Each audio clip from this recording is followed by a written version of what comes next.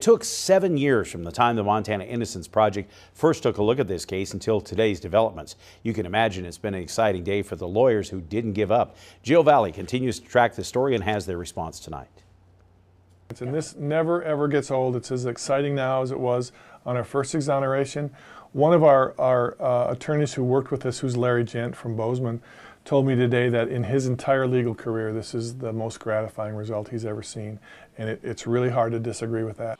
The years of hard work, of poring over documents and DNA results paid off today with Judge Seeley's ruling to vacate the life sentences of Paul Jenkins and Freddie Lawrence. It was a case that came down to science. DNA was huge because there was DNA and pieces of evidence that hadn't been tested ever.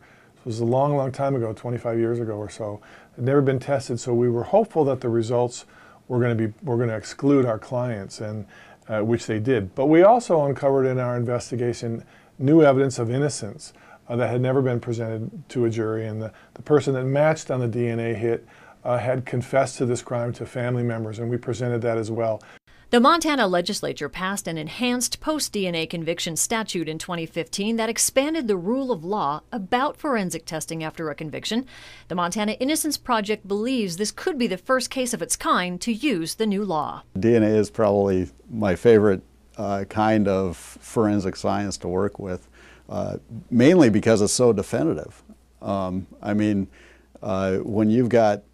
When you've got statistics like 1 in 10 septillion, which is what we had here, that's pretty definitive evidence.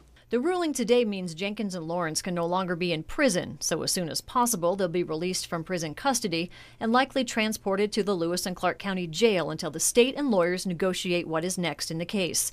Their lawyers know the next few weeks will be both exciting and unsettling for these men. They've got a lot of catching up to do with their families. If you dwell on the past, it's hard to move past it and, enjoy the rest of their lives.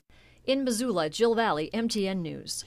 We spoke with Paul Jenkins' daughter today, who told us they're a little overwhelmed by today's developments, but they're looking forward to bringing their father home.